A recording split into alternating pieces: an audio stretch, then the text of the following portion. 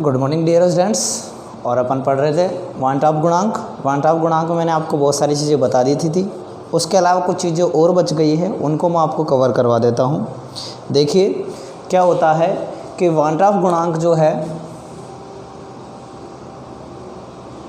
Want of गुणांक जो है उसके बारे में मैंने आपको फॉर्मूला बताया था कि I बराबर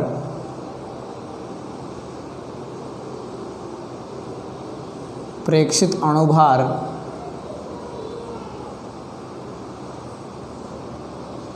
बटे सैद्धांतिक अणुभार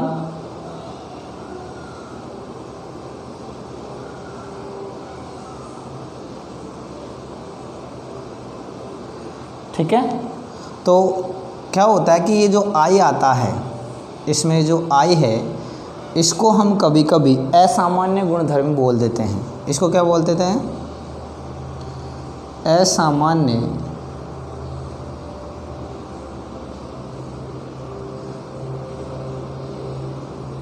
गुणधर्म, एबनॉर्मल या असामान्य आणविक द्रव्यमान बोला जा सकता है इसको, असामान्य आणविक द्रव्यमान।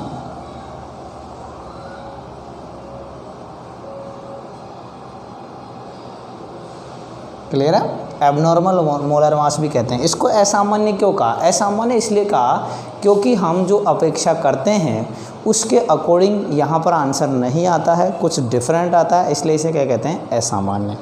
अब इसको हम ऐसे भी ज्ञात कर सकते हैं कि I बराबर असामान्य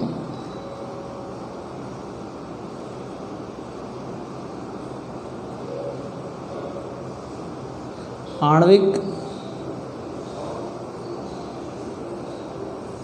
द्रव्यमान बटे सामान्य आणविक द्रव्यमान। क्लियर है चीज़? अब देखिए ये कुछ इस तरह से हम इसका फॉर्मूला लिख सकते हैं। अब ये जो चीज़ है वांट ऑफ फैक्टर जो है, वांट ऑफ गुणांक जो है, हम किस में पढ़ रहे हैं? असामान्य गुणधर्मों में। किस में पढ़ रहे हैं? असामान्य गुणधर्म। और ये असामान्य गुणधर्म कौन से? अणुसंख्य गुणधर्म। कौन से? अणुसंख्य गुणधर्म। तो अपन ने अणुसंख्य गुणधर्म जो पढ़े हैं वो अलग अलग पढ़े हैं। क्या पढ़ा है? वाष्प दाब में आपेक्षिक अवनमन पढ़ा है अपन ने क्वथनांक में उन्नयन पढ़ा है, हिमांक में अवनमन पढ़ा है और वाष्प दाब पढ़ा है। ठीक, सॉरी, परासरण दाब पढ़ा है। तो ये सब जो है इसको अपन यहाँ भी क्या कर सकते हैं? अप्लाई कर सकते हैं। तो देखिए अपन इसको कैसे अप्लाई करते हैं वो मैं आपको बता देता हूँ। देखिए जैसे अपन ने पढ़ा वाष्प दाब में आपेक्षिक अवनमन, मैं फर्स्ट बता रहा हूँ, फर्स्ट गुणधर्म बता रहा हूँ, अणुसंख्य गुणधर्म। अपन ने पढ़ा था P0 minus PS by P equal to XA, ये पढ़ा था अपन ने। तो इसमें क्या करेंगे हम? यहाँ पर I लगा देंगे, यानी वांट ऑफ गुणांक जो है यहाँ लगा देंगे। यदि हम B देखें तो B क्या है आपका? क्वथनांक में उन्नयन। क्वथनांक में उन्नयन क्या है? Delta TB equal to KB into M। Delta TB into delta TB equal to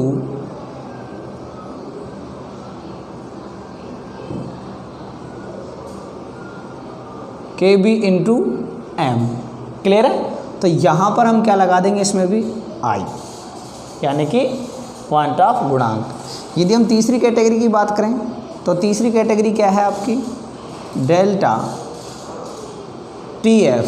ये सारे फॉर्मूले में पढ़ा चुका हूँ आप लोगों को, सिर्फ मैं क्या लगा रहा हूँ? इनमें सब में वांट ऑफ गुणांक लगा रहा हूँ और इसको इससे कोरिलेट कर रहा हूँ। देखिए यहाँ पर क्या आ जाएगा? KF इंटू M, और इसमें भी हम क्या लगा देंगे? I। क्लियर है चीज़? अब एक और है अपने पास में, लास्ट जो अपन ने पढ़ा था वो क्या था? Pi equal to CRT। तो यहाँ भी हम क्या लगा देंगे स्टूडेंट्स, वन टॉप गुणांक। तो इस तरह आपके ये फॉर्मूले जो है वो वन टॉप गुणांक के संदर्भ में हो जाएंगे। ये जितने भी अपन ने फॉर्मूले अब रेडी किए हैं ये सब किस में हो गए, वन टॉप गुणांक के संदर्भ में। क्लियर है बेटा ये बात। तो इस तरह हम वन टॉप गुणांक का उपयोग यहाँ भी कर सकते हैं। ओके, लिख लीजिए फटाफट, इसका स्क्रीनशॉट ले लीजिए।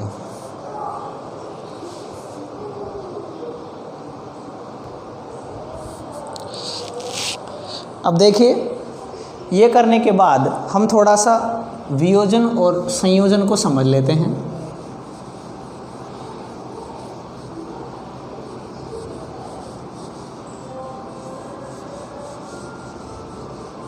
देखिए, मैं बात करता हूँ वियोजन की, मैं जैसे बात करता हूँ वियोजन की,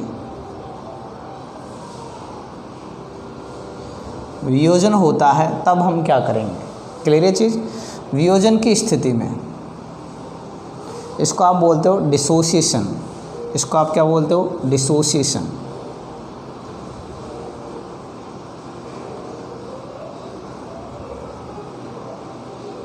डिसोसिएशन, क्लियर है। तो डिसोसिएशन की जो स्थिति है उसमें आप लोग क्या करोगे, देख लीजिए। जैसे अपने पास में एक कंपाउंड है NaCl, इसको डिसोशिएट करेंगे अपन तो Na पॉजिटिव और Cl नेगेटिव में ये क्या होगा, डिसोशिएट होगा। अब मैं यदि बात करूँ t = 0 समय पर, t क्या है अपना, 0 है, तो उस स्थिति में ये क्या होगा 1 और ये क्या होंगे 0 0। क्लियर है।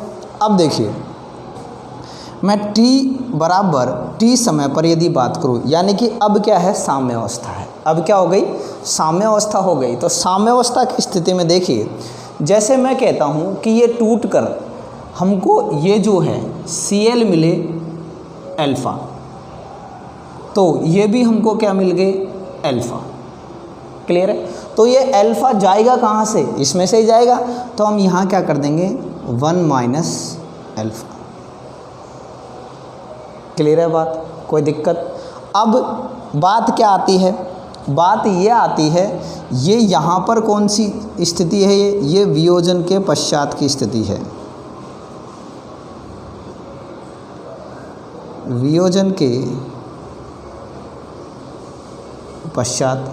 और ये स्थिति क्या है, वियोजन से पूर्व, वियोजन से पूर्व। क्लियर है। और हमने फॉर्मूला क्या पढ़ा था, फॉर्मूला आपका ये था कि I बराबर वियोजन या संयोजन के बाद बटे वियोजन या संयोजन से पूर्व के गुण। यही पढ़ा ना आप लोगों ने, क्लियर है चीज़।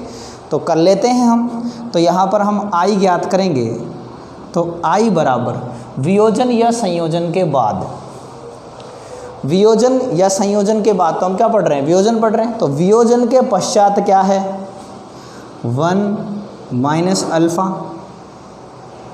क्लियर है, प्लस अल्फ़ा प्लस अल्फ़ा बटे वियोजन से पूर्व क्या है मान 1 0 0, तो क्या रख देंगे 1। तो I बराबर क्या आ जाएगा, माइनस प्लस कैंसिल हो गया तो क्या बच गया 1 + अल्फ़ा। 1 से भाग दोगे तो कोई मतलब ही नहीं है। तो क्या आ गया आंसर, वियोजन की स्थिति में I बराबर क्या आ जाता है 1 + अल्फ़ा। क्लियर है क्या बेटा ये बात, कोई दिक्कत है क्या इसमें? फटाफट इसको आप लोग स्क्रीनशॉट ले लीजिए।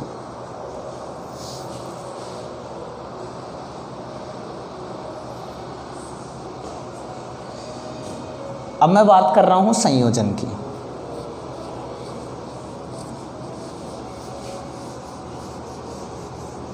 अब मैं बात कर रहा हूँ संयोजन की।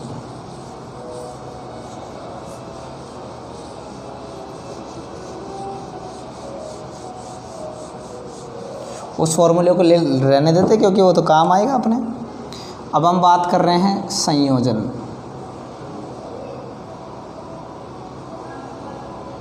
यानी एसोसिएशन।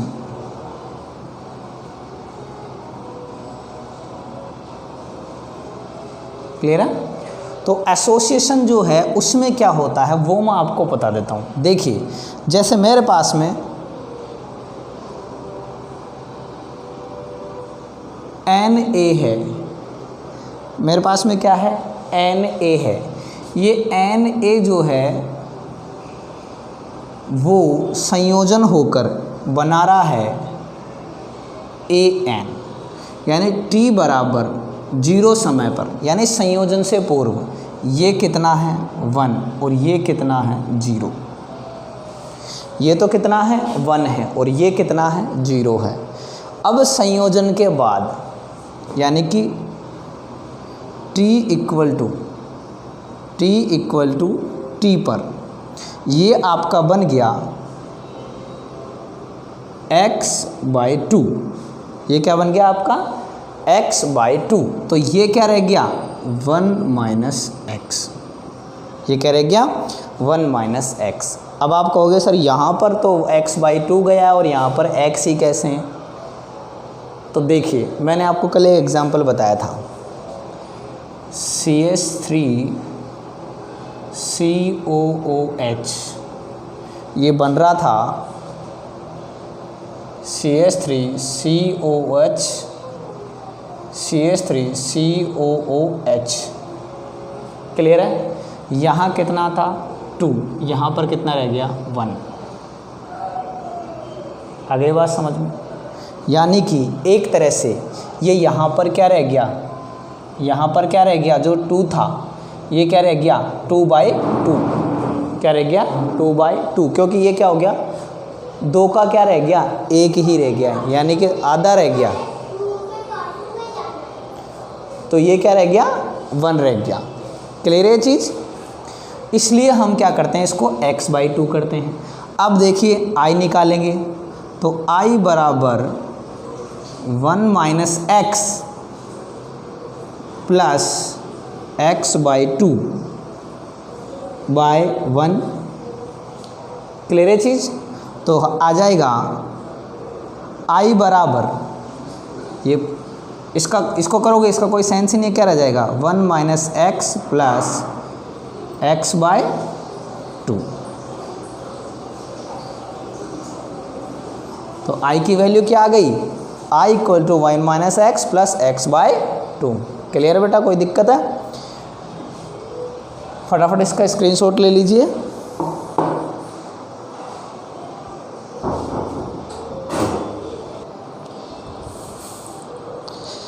अब एक क्वेश्चन कर लेते हैं अपन इस पे, प्रासरण दाब पे कर लेते हैं। प्रासरण के दाब के बाद फिर अपन और भी क्वेश्चंस करेंगे। एक क्वेश्चन है, प्रोटीन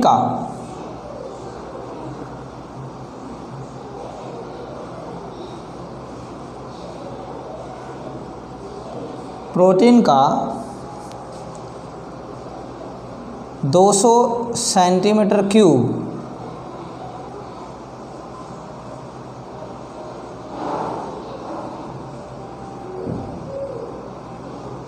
जलीय विलयन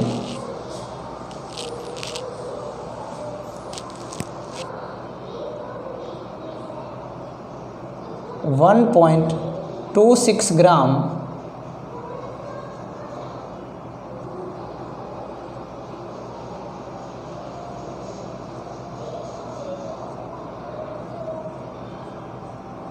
प्रोटीन द्वारा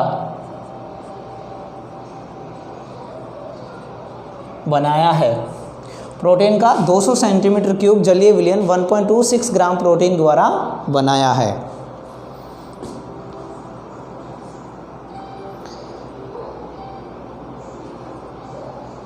इस विलयन का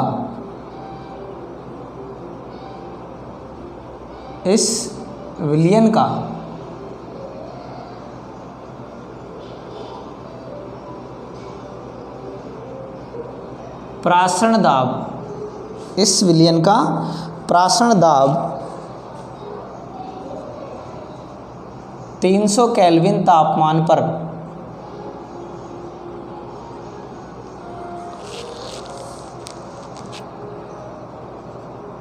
टू 2.57 into 10⁻³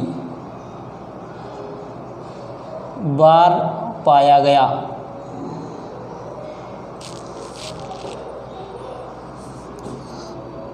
तो इस प्रोटीन का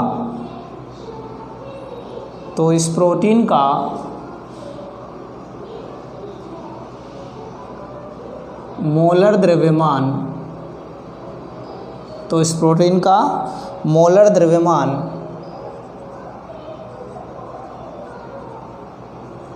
क्या होगा? आप तसल्ली से इस क्वेश्चन को पढ़िए और अपन इसको करेंगे। देखिए क्वेश्चन आपके सामने है। क्वेश्चन आपको दिया गया है प्रोटीन का 200 सेंटीमीटर क्यूब जलीय विलयन है, जिसमें कितना प्रोटीन घुला हुआ है? 1.26 ग्राम प्रोटीन द्वारा ये बनाया गया है। और इसमें इस विलयन का परासरण दाब जो है वो इतना अपन को मिला 2.57 into 10⁻³ बार। तो इस प्रोटीन का क्या करना है? अपन को मोलर द्रव्यमान ज्ञात करना है और मैं आपको फॉर्मूला बता चुका हूँ ऑलरेडी। तो अपन पहले तो लिखेंगे कि अपने पास में है क्या क्या, उसके बाद फॉर्मूला लिखेंगे, उसके बाद अपन इसे वर्क करेंगे। तो अपन करते हैं इसको हल। तो देखिए दिया क्या गया है? दिया गया है क्या क्या दिया गया है स्टूडेंट्स? देखिए एक तो दिया गया है परासरण दाब यानी कि पाई। कितना दिया गया है? 2.57 into 10⁻³ बार। एक तो अपन को क्या दिया है? परासरण दाब दिया है। दूसरा अपन को क्या दिया है? तापमान। एक वैल्यू क्या दी है? तापमान यानी कि T कितना दिया है? 300 केल्विन। कितना दिया है? 300 केल्विन। एक अपन को दिया है क्या? आयतन, यानी कि ये लिख दिया मैंने आयतन। क्या है? वॉल्यूम। कितना दिया है आपको? 200 सेंटीमीटर क्यूब। अब इसको बदलेंगे लीटर में, यदि बदलेंगे तो आपका हो गया 0.200 लीटर। क्लियर है? अब हम बात करते हैं जलीय विलयन। कितना इसका भार दिया गया, यानी कि आपको क्या दिया गया है? प्रोटीन का भार। प्रोटीन का भार क्या है? ये है WB। ये क्या दिया है? WB कितना दिया है आपको? 1.26 ग्राम। तो एक बार मैं स्क्रीन चेक कर लेता हूँ कहाँ तक आपकी दिख रही है, फिर अपन इस न्यूमेरिकल को सॉर्ट आउट करेंगे। करेक्ट है, कोई दिक्कत नहीं है, यहाँ तक अपन जा सकते हैं। देखिए यहाँ तक कोई प्रॉब्लम नहीं। अब देखिए मैंने फॉर्मूला आपको बताया था। फॉर्मूला क्या है आपके पास में? फॉर्मूला मैंने आपको बताया था, सूत्र यहाँ लिख सकते हो आप। सूत्र क्या है? Pi equal to CRT। Sorry, इसमें आप R भी लिख सकते हो। R तो कांस्टेंट होता है ना, तो R भी अपन को एक तरह से गिवन है। R क्या है? 0.821 लीटर बार मोल इनवर्स केल्विन इनवर्स। अब अपन सूत्र लिखते हैं। सूत्र क्या है? पाई इक्वल टू CRT और पाई इक्वल टू NB/VRT और pi V equal to WB/MB/RT। Clear है चीज़? अब MB को हम इधर लाएंगे तो MB तो ज्ञात करना अपन को। इसमें अपन को ज्ञात क्या करना है? अपन को इसमें ज्ञात करना है MB। तो MB बराबर WB into R into T बटे ये यहाँ आ जाएगा पाई इंटू V। देख लीजिए एम बी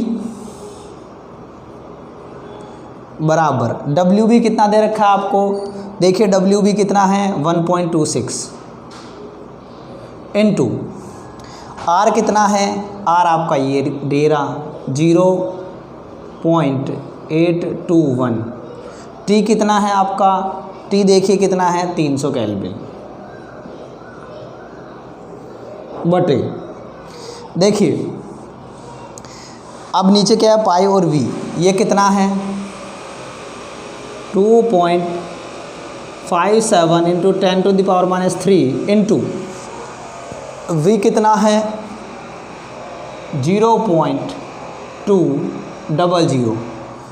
तो स्टूडेंट्स एम बी जो है वो आ रहा आपका, इसको कैलकुलेट करने पर 61.022 ग्राम पर मोल। आगे बात समझ में, मैं एक बार फिर पूरा फॉर्मूला जो पूरा क्वेश्चन जो है आप लोगों को समझा रहा हूँ, देख लीजिए तसल्ली से। अपन को प्रोटीन जो है वो दिया गया है 1.26 ग्राम, कितना आयतन है 200 सेंटीमीटर क्यूब है, ताप कितना है 300 केल्विन है, और परासरण दाब जो है वो कितना है ये है। क्लियर है, तो मैंने लिख दिया गया है परासरण दाब इतना है, तापमान इतना है, आयतन ये है और प्रोटीन का भार ये है, और आर का मान नियत होता है। सूत्र हमने लिखा पाई इक्वल टू CRT, सी की जगह मैं क्या लिख सकता हूँ NB बाई वी। सी क्या है सांद्रण, सांद्रण क्या होता है विलेय के मोल बटे आयतन लीटर में। क्लियर है, तो हमने पहले इसको लीटर में बदल लिया। तो पाई वी बराबर, अब एन बी निकालोगे तो डब्ल्यू बी बटे एम बी करेंगे, विलेय का भार बटे विलेय का आणविक द्रव्यमान इंटू आर टी, तो एम बी बराबर W B into R into T बटे पाई इंटू वी। तो यहाँ आप क्या आ गया, एम बी जब रखेंगे तो डब्ल्यू बी का मान कितना है, डब्ल्यू बी आपको ये दे रखा है 1.26, फिर है आर का मान कितना दे रखा है 0.821, उसके बाद है टी कितना है 300, उसके बाद पाई कितना दे रखा है आपको 2.57 इंटू 10⁻³ और उसके बाद क्या है वी कितना दे रखा है अपन को 0.200 लीटर। तो आपका ये जो प्रोटीन है, इस प्रोटीन का जो जलीय विलयन है, इसका आणविक द्रव्यमान अपन को कितना मिला 61.022 ग्राम प्रति मोल, यानी एक मोल का उसका कितना भार है 61 ग्राम। ठीक है स्टूडेंट्स, कोई दिक्कत है क्या इसमें, कोई प्रॉब्लम हो तो आप बोल सकते हो, नहीं प्रॉब्लम तो फटाफट इसका स्क्रीनशॉट ले लीजिए।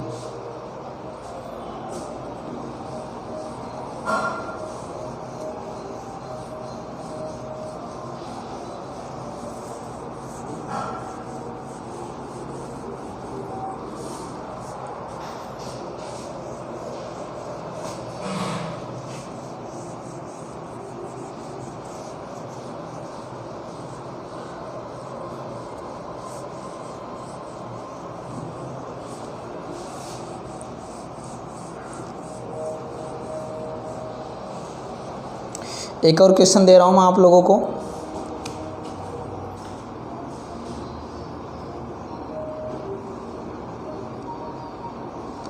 यदि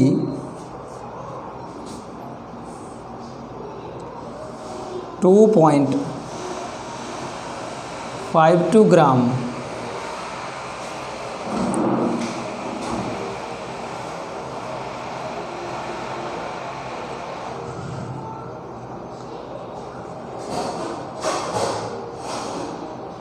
प्रोटीन के द्वारा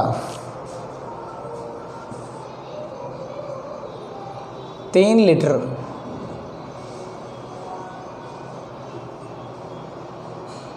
जलीय विलयन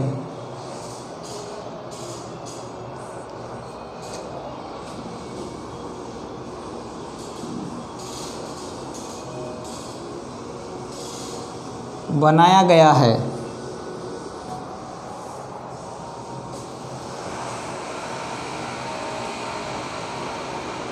तथा 400 केल्विन तापमान पर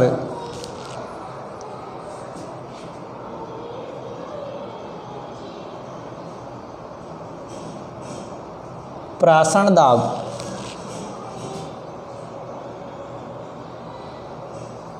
4 बार पाया गया तो प्रोटीन का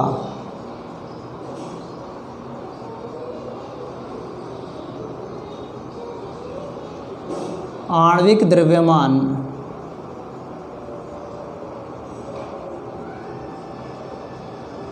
क्या होगा? क्वेश्चन नोट कर लीजिए स्टूडेंट्स।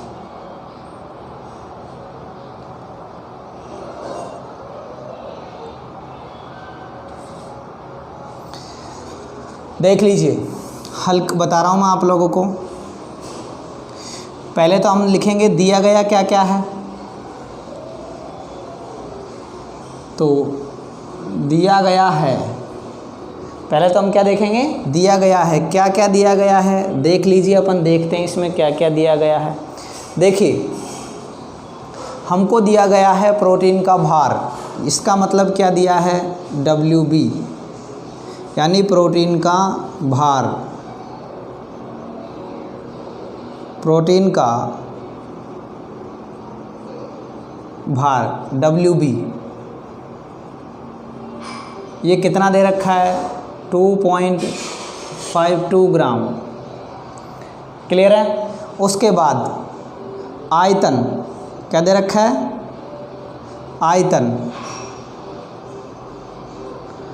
आयतन यानी कि V कितना दे रखा है? 3 लीटर। क्लियर है? उसके बाद तापमान यानी कि T कितना दे रखा है? तापमान दे रखा है आपको 400 केल्विन। उसके बाद क्या दे रखा है? प्रासरण दाब, प्रासरण दाब क्या कितना है? 4 बार। ठीक है, अब देखिए और क्या है अपने पास में? अपने पास में है R कितना है? 0.821 लीटर बार मोल इनवर्स केल्विन इनवर्स, इसकी यूनिट ध्यान में रखना। उसके बाद पूछा क्या है? MB यानी प्रोटीन का आणविक द्रव्यमान। तो सूत्र क्या है? सूत्र मैंने आपको बताया था, पाई इक्वल टू CRT। तो पाई इक्वल टू NB/V RT। तो यहाँ पर क्या आ जाएगा? पाई V, NB का क्या? WB/MB RT। MB को इधर लाओगे तो MB बराबर WB इंटू RT बटे क्या आ जाएगा? Pi into V। रख दीजिए वैल्यू। इस फॉर्मूले को मैं एक बार यहाँ लिख देता हूँ ताकि आपको कन्फ्यूज़न नहीं रहे। देखिए, MB बराबर WB इंटू क्या है? R इंटू T बटे क्या है? Pi into V। तो MB यानी कि प्रोटीन का आणविक द्रव्यमान बराबर WB कितना दे रखा है? 2.52 इंटू R कितना? 0.821 इंटू 400 केल्विन बटे पाई कितना है? 4 इंटू V कितना है? 3। ठीक है, तो ये कट जाएगा यहाँ पे। ये कितने टाइम गया? 10 टाइम। ये कितने टाइम चले जाएगा? 8 और 4 24 बार चले जाएगा, यानी कि ऊपर हो जाता है आपका 2.52/3 यानी कि 0.84 टाइम। ये कट गया आपका 0.84 टाइम। अब 0.84 इंटू 0.821 इंटू 10 यह आपका आ गया MB बराबर आ गया 6.89 ग्राम पर मोल। आगे की बेटा बात समझ में, मैं एक बार फिर बता रहा हूँ आप लोगों को। 2.52 ग्राम प्रोटीन दिया गया है, 3 लीटर विलियन है। देखिए विलियन बहुत ज़्यादा इस बार, 3 लीटर है, वहाँ कितना था 0.200 लीटर, तथा 400 केल्विन तापमान पर दाब कितना है 4 बार। दाब कितना दे रखा है 4 बार। तो प्रोटीन का आणविक द्रव्यमान क्या होगा, तो प्रोटीन का भार दे रखा है, आयतन दे रखा है, तापमान दे रखा है, दाब दे रखा है, आर नियत होता है, एम भी ज्ञात करना है। क्लियर है चीज़। अब देखिए सूत्र pi equal to C R D, pi बराबर N B by V R T, pi V बराबर W B by M B R T. M B को किधर ले गए, इधर ले गए, तो एम बी बराबर W B into R into T by pi into V. Clear है। यहाँ हमने वैल्यू रखी तो इसको हम कैंसिल आउट करेंगे, तो हमारे पास में एम बी प्रोटीन का आणविक द्रव्यमान कितना आया 6.89 ग्राम। फटाफट स्क्रीनशॉट ले लीजिए इसका।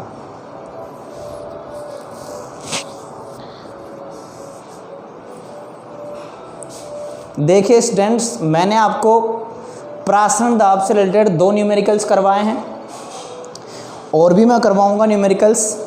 कल का और परसों का जो सेक्शन रहेगा वो कम्प्लीटली न्यूमेरिकल्स का ही रहेगा, लेकिन आप भी जानते हो इतने ज़्यादा न्यूमेरिकल्स नहीं हो सकते हैं। फिर भी मैं कोशिश करूँगा जितने न्यूमेरिकल्स होते हैं आपको मैं करवाऊँगा। आप भी कोशिश करो। आपको कोई न्यूमेरिकल नहीं आता है तो आप कमेंट बॉक्स में डाल सकते हो, या आप आपको पता ही है व्हाट्सएप नंबर, उस पर आप मेरे को मैसेज कर सकते हो। ये मैंने आपको बता रखे हैं।